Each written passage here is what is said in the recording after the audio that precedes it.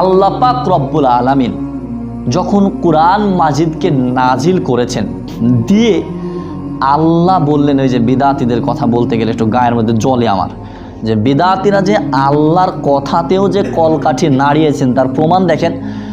আল্লাহ বলছেন এই যে বাল্লাহুয়া কুরআনুম মাজিদ, আল্লাহ বলছেন যে কুরআনুল হাকিম, ইয়াসিন ওয়াল কুরআনুল হাকিম, আল্লাহ বলছেন কুরআনুম মাজিদ, আল্লাহ বলছে কুরআনুল করিম। কিন্তু বাংলাদেশ, ভারত, পাকিস্তানের হুজুরেরা বলে কি কোরআন শরীফ।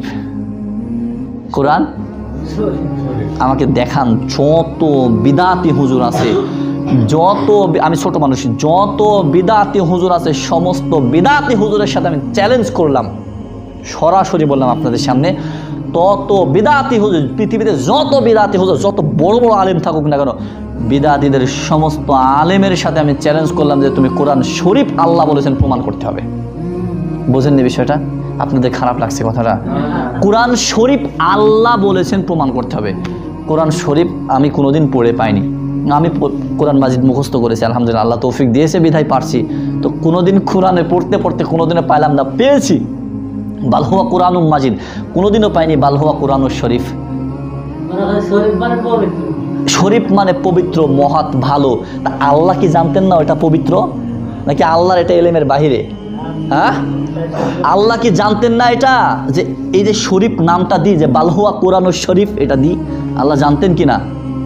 তো শরীফ মানে পবিত্র, শরীফ মানে মর্যাদাপূর্ণ, শরীফ মানে মহৎ, এটা আল্লাহ জানতেন, আল্লাহ বললেন না কেন? আমার কি কথা খারাপ হয়েছে নাকি যুক্তি আছে? যদি কোনো বিদাতি হুজুর থাকে, ওরা যদি পারে, তাহলে যারা কোরআন শরীফ বলার পক্ষে তারা যেন শরীফটা প্রমাণ করে দেয়। শেষ, আর কোনো কথা না। যাই হোক, এবার আসুন, তাহলে আল্লাহ আমাদেরকে রমজান মাসের কথা বলছেন, অফার দিচ্ছেন। রমজান মাসে বান্দা যদি আমল করে, একটা ভালো আমল, সেই আমলের বিনিময়ে বান্দা অনেক নেকি পাবে, অসংখ্য নেকি। দেখুন, সাহাবীদের মধ্যে সব থেকে মানে কি বলে এটাকে, শক্তিশালী সাহাবী, শক্তিশালী, মজবুত, গ্রহণযোগ্য সাহাবী বলছেন আবু হুরায়রা বলছেন, রাসূল সাল্লাল্লাহু আলাইহি ওয়াসাল্লাম বলেছেন, মান সামা রমাদানা ঈমানান ওয়া ইহতিসাবান গুফিরা লাহু মা তাকদ্দামা মিন জামবি।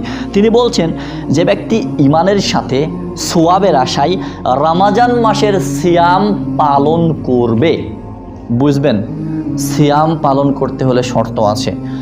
যে ব্যক্তি রমজান মাসে রমজানের সিয়াম সওয়াবের আশায়